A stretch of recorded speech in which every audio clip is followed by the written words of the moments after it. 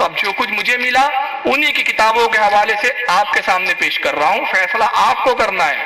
آئیے مولانا اشرف علی تھانوی کی کتاب ہے، بہت چھوٹی سی ہے مگر بہت بڑا بوال کیا اس کتاب نے، ہے تو چھوٹی سی کتابچہ ہے، چھوٹا سا، کل 32 پیج کا کتابچہ ہے یہ، مگر یہ آج بھی چھپ رہا ہے۔ آپ کو اس کی شکل و صورت دیکھ کر یہ احساس ہو گیا ہوگا کہ بالکل نیا پرنٹڈ آیا ہے۔ میرے پاس 4 سے 5 ایڈیشن ہے اس کے۔ اس کتاب کا نام ہے حفظ الایمان۔ کتاب کا نام کیا ہے؟ حفظ الایمان۔ اس کا مطلب ہوتا ہے ایمان کی حفاظت کرنے والی کتاب، ایمان کا تحفظ کرنے والی کتاب۔ صفحہ نمبر 15 ہے۔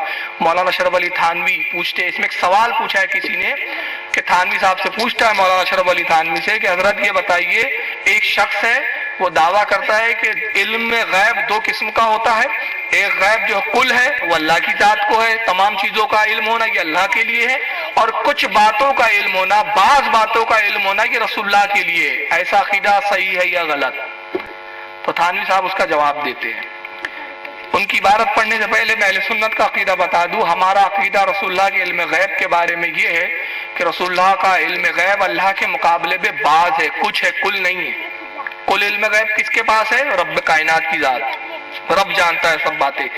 اپنے محبوب کو جتنا چاہا اتنا بتا دیا، اور کتنا بتایا؟ علماء فرماتے ما کانا وما یکون، جو کچھ ہو چکا اور جو کچھ ہونے والا ہے سب بتا دیا ہے، مگر اللہ کے علم کے مقابلے میں بعض ہے، تھوڑا ہے، پورا نہیں ہے۔ پورا مکمل کل علم جو ہے وہ اللہ کو ہے۔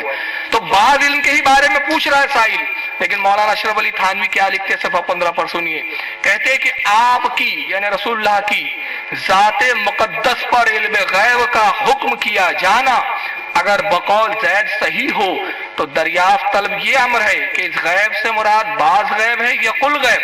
اگر بعض علوم غیبیہ مراد ہے تو اس میں حضور صلی اللہ علیہ وسلم کی کیا تخصیص ہے؟ ایسا علم غیب تو زید و عمر بلکہ ہر صبی و مجنون بلکہ جمیع حیوانات و باہیم کے لیے بھی حاصل ہے، معاذ اللہ۔ مولانا تھانوی کہتے ہیں کہ جس کا یہ عقیدہ ہے کہ اللہ کا پورا علم ہے اور رسول اللہ کو بعض علم ہے، تو کہتے ہیں کہ آپ کی ذات مقدسہ پر علم غیب کا حکم کیا جانا یعنی رسول اللہ کے بارے میں یہ حکم لگانا کہ حضور غیب جانتے ہیں، اگر بقول زید کے یعنی زید جو یہ عقیدہ رکھتا ہے، وہ شخص جس کے بارے میں تم پوچھ رہے ہو جس کا عقیدہ یہ ہے کہ رسول اللہ کو بعض غیب اور اللہ کو کل غیب، تو اگر بقول زید صحیح ہو، وہ کہتا ہے کہ رسول اللہ کا غیب صحیح ہے، رسول اللہ کو غیب دا کہا جا سکتا ہے، تو تھانوی صاحب کہتے ہیں دریافت طلب یہ امر ہے۔ تو میں پوچھنا یہ چاہتا ہوں کہ اس غیب سے مراد بعض غیب ہے یا کل؟ یعنی رسول اللہ کچھ غیب جانتے ہیں کہ پورا کا پورا سب جانتے ہیں؟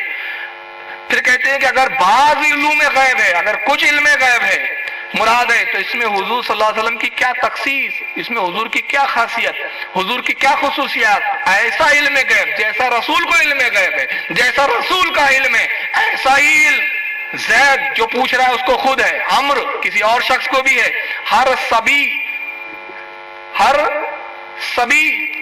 کہتے ہیں کس کو؟ بچے کو، ہر بچے کو ہے، وہ مجنو ہر پاگل کو ہے، بلکہ جمیع حیوانات تمام جانوروں کو بھی ایسا علم ہے جیسا رسول کو علم ہے۔ اس کتاب پر اعلیٰ حضرت نے حکم کفر لگایا۔ اب آپ چلاتے ہیں کہ بھائی ہمیں کافر کیوں کہتے ہو؟ میں آپ سے پوچھتا ہوں، یہی عبارت میں اس کو یوں پڑھتا ہوں، اب دیکھیں میں عبارت وہی رہیں گی، جہاں رسول اللہ کا نام آیا میں وہاں نام تبدیل کر کے کچھ اور نام کر دوں گا۔ اب میں اس کو یوں پڑھتا ہوں، اگر مولانا اشرف علی تھانوی کے بارے میں یہ عقیدہ نظریہ رکھنا، یہ حکم لگانا کہ مولانا اشرف علی تھانوی عالم دین ہے، تو وہ پورے عالم ہیں کہ ادھورے عالم دین ہے؟ اگر ادھورے عالم دین ہے یا آدھے عالم دین ہے، پورے مکمل عالم دین نہیں، تو اس میں مولانا اشرف علی تھانوی کے علم کی کیا خاصیت؟ جیسا علم مولانا اشرف علی تھانوی کو ایسا علم تو جانوروں کو بھی ہے، کتوں کو بھی ہے، سور کو بھی ہے۔ اب بتائیے توہین مانیں گے کہ نہیں مانیں گے؟ کہیں ہمارے مولانا کی شان میں بیعت بھی کر دیا آپ نے۔ میں کہتا ہوں تعجب ہے یار، آپ کے مولانا کے علم کی تشبیہ، آپ کے مولانا کے علم کی مثال میں نے جانوروں کے علم سے دے دی تو آپ کہتے توہین ہو گئی، مگر یہی بات جب رسول اللہ کے بارے میں کہتے ہو تو آج تک آپ کو توبہ کی توفیق نہیں ہوتی۔ اور یہ ہے مولانا اشرف علی تھانوی کی تعلیم، اور مولانا الیاس صاحب کا کہنا ہے کہ مجھے مولانا اشرف علی تھانوی کی تعلیم کو عام کرنا ہے، تبلیغی جماعت بنانے کا میرا مقصد یہی ہے۔ یہ کہتے ہیں رسول کا علم تو ایسا ہے جیسے جانور اور پاگلوں کا، مگر اللہ نے اپنے محبوب کو کیسا علم دیا۔ میں 3 آیتیں پڑھ رہا ہوں۔ اللہ فرماتا ہے وما هو علی الغیب بدنین، ہمارا یہ رسول غیب بتانے میں کنجوس نہیں ہے، بخیل نہیں ہے۔ ہم 24 پر غیب نازل کرتے ہیں، یہ اپنی امت کو بتا دیتا ہے، کنجوسی نہیں کرتا۔ ہم نے اپنے محبوب کو غیب دیا، اور یہ کہتے ہیں جانوروں کی طرح علم ہے، اس سے زیادہ نہیں ہے، جتنا جانور کو اتنا رسول کو، معاذ اللہ۔ دوسری جگہ اللہ فرماتا ہے الرحمن، وہی رحمان ہے، علم القرآن، جس نے قرآن نازل کیا، خلق الانسان، انسانیت کی جان محمد کو پیدا کیا، علمہ البیان، اور اپنے محبوب کو بیان کرنا سکھایا، علم سے بات کرنا سکھایا۔ اللہ فرما رہا ہے میں نے محبوب کو میں نے سکھایا۔ تھانوی صاحب کہہ رہے جو کچھ اللہ نے رسول کو سکھایا ایسا تو جانوروں کو بھی ہے۔ کس کی توہین ہو رہی ہے یہ؟ اب بات توہین کی بڑھ کر اللہ تک پہنچ گئی کہ دینے والا رب کائنات، اور جو اپنے محبوب کو جو دیا تو کیا جانوروں کے برابر دیا ہوں گا کہ اس سے افضل و اعلیٰ دیا ہوں گا؟ جانوروں کے برابر اگر دے دیا تو نبی کی خصوصیات کہاں رہی؟ اور تیسری آیت کریمہ پارہ نمبر 5 سورہ نساء آیت 113 میں اللہ ارشاد فرماتا ہے وَأَنزَلَ اللَّهُ عَلَيْكَ الْكِتَابَ وَالْحِكْمَةَ وَعَلَّمَكَ مَا لَمْ تَكُنْ تَعْلَمْ۔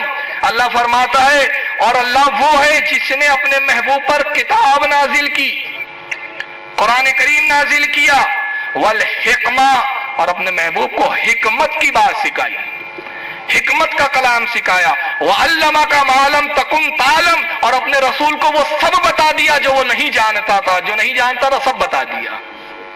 تو اللہ کہہ رہا ہے کہ جو میرا رسول نہیں جانتا تھا وہ سب میں نے عطا کر دیا، سب بتا دیا۔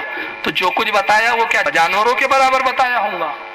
تو یہ یقیناً یہ عبارت، یہ کتاب اور اس میں جو بات لکھی گئی ہے یہ رسول اللہ کی توہین ہے، اور رسول اللہ کی توہین جو ہے وہ کیا ہے؟ کفر ہے۔ اس اعتبار سے ہم کہتے ہیں کہ نماز پر ہمارا آپ سے کوئی اختلاف نہیں ہے، نماز کی دعوت میں ہم تمہارے ساتھ ہیں، داڑھی رکھنے کی دعوت میں ہم تمہارے ساتھ ہیں، سنتوں کی پابندی کے لیے ہم تمہارے ساتھ ہیں، مگر نماز بعد میں ہے، سنتیں بعد میں ہے، داڑھی رکھنا بعد میں ہے، اعمال بعد میں ہے، پہلے ایمان ہے۔ ایمان درست ہے تو سب درست ہے، مگر یہاں تو